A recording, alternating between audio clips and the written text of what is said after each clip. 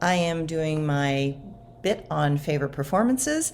This one is on Rite of Spring with Helen Douglas, and this is part 2. The day of opening night arrived, and the entire day was ridiculously calm. That seemed odd from the beginning, especially after being so stressed and insecure for weeks. I was grateful for this sense of peaceful calm that seemed to hover over me. I felt as if I was in some sort of protective bubble, and as far as I was concerned, that was lovely. A soft but firm voice said inside, "Everything will be fine." For some strange reason, I believed her. This voice seemed very different. She seemed distantly familiar, but not one of my regular guides. When one works with the subtle energies outside this reality as frequently as myself, I notice that I have learned how to distinguish the tone, resonance, syntax, and verbiage of my important individual guides and angels. After all, it helps to know whom one is talking to. But this one had a deeply calming effect on me, and I liked it. I have learned that as I go through powerful shifts in my life that I can have what I call transition angels. Such beings come in for one task, then will leave when that task is complete. I assume that she was one of them. I get to the theater my usual 3 hours ahead of time. I am putting my shoes together and organizing my makeup table so things can move swiftly and efficiently. I do my hair and I'm starting on my makeup. As I am doing my eyeliner, the only way I can describe it is that I am quickly sucked out of my body, only to discover that from my perception, I am suddenly above my body, watching something else in my body, putting the makeup on. The other odd thing was that all sound became sort of muffled, like I was in a cotton ball trying to hear what was happening. I was inside some sort of slightly permeable bubble. I could not do anything but watch, observe, and yet I could oddly feel her body and how she moved, and her very different point of center in her being. I call that her assemblage point. How the core of her being was aligned inside my body would arrange the energy ever so slightly different. She finishes the makeup and puts her shoes on, puts the costume on, and goes out onto the stage to warm up.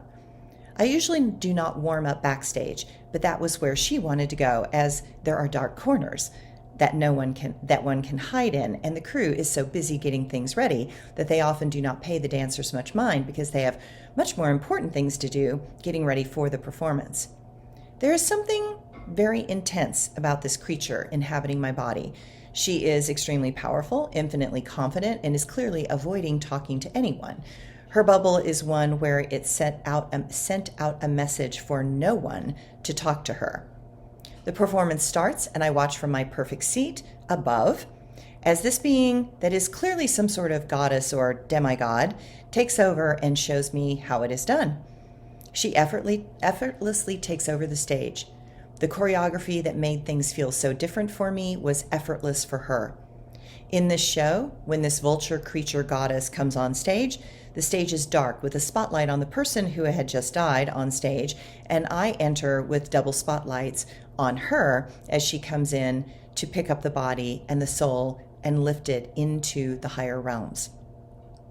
The double spotlights had been so difficult for me because I have a condition in my eyes wherefore, as long as I can remember, my pupils are naturally more dilated than others.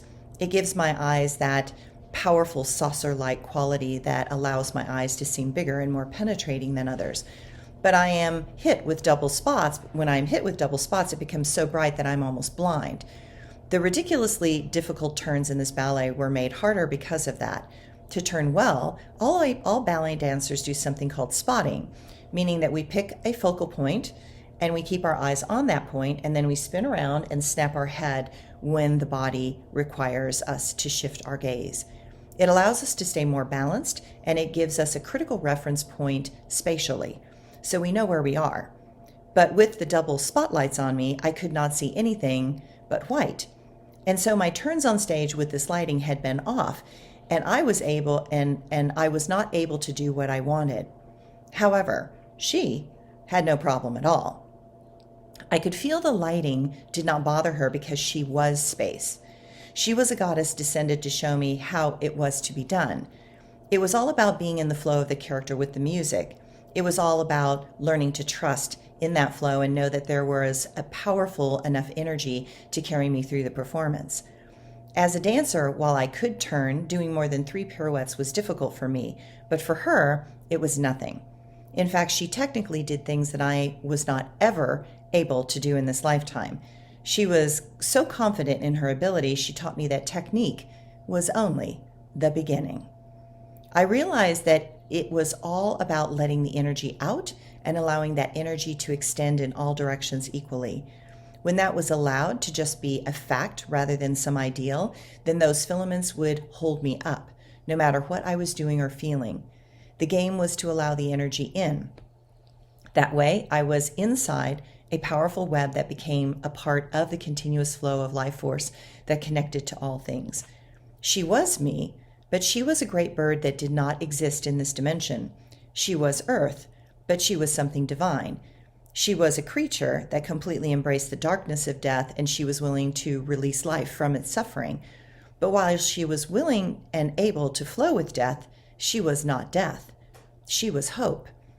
She was life seeking to find a better balance. If that balance could not be found here, then she would help that essence find another form to reflect that wisdom that it carried within. She was the epitome of dance itself. She was the passion of perfection. She was the freedom beyond ego. She was the enthusiasm beyond arrogance.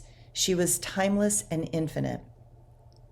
It was breathtaking to watch her take this choreography and slightly change the flow of it to accommodate her desire to float and linger in a turn that seemed to be on a breeze like a feather of weightless potential. I was mesmerized and in wonder at who or what she was. She never gave me her name. I do not know who or what she was or is. She did not live in the domains of labels. She did not live in these domains of duality. She was the full embodiment of that duality. She showed me what mankind had the potential of becoming if we would just surrender our egos and need to be seen and just become one with the flow that was life on this planet. She was the force of the cosmic winds that enveloped this world and the worlds of others. She was the breath of inspiration and the exhale of surrender. And she was perfect, just as she was. The curtain came down and she took one bow, and then she was gone. Just as quickly as I was lifted into my celestial seat, I was thrust back into the density of this body and found myself standing on stage, taking the second bow. The curtain comes down for the final time, and I am trying to figure out what exactly just happened. I'm trying to feel back into my body and feel my feet again when Helen Douglas comes running down with huge eyes, searching for me, and comes up to me and grabs my shoulders, saying, "I know that was not you. Your body just did things that I have never seen you ever do. What happened? Who was that? She did everything that I dreamed of for years from this ballet." That is when I realized that the power of Helen's prayer and dreams, combined with my total surrender and deep, heartfelt request for help, had opened some magical doorway that allowed in this being to show the world and all those in the audience something very magical. I explained to Helen the story that I am telling you, and she stood stunned with her mouth open in shock. Then she grabbed my hands and said, "We have to see the video. I wonder if she is on video." We rushed over to the video, and not surprisingly, the video was blank, with the exception of the sound from the orchestra. The video was white, totally white. Helen fast forwards the video, backs up again, and goes forward again. But the video was empty of any visual record. This creature appeared but did not want this performance recorded. She was not here to show proof of the alternate realities that exist and overlap into this reality. She came to give a gift that was completely unattached to having any impact other than to all those present in that audience and on that stage. She taught me a lot about the manifestation of magic. It appears and then disappears.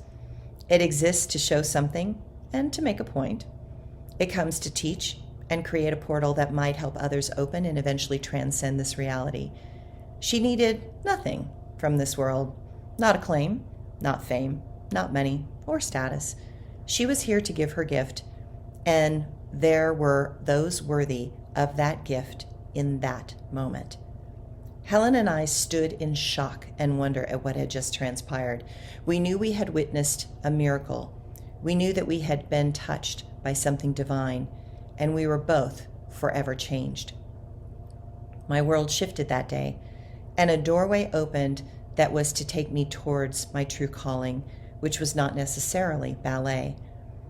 There was something bigger that broke through in that moment, and I saw this world differently from that point on.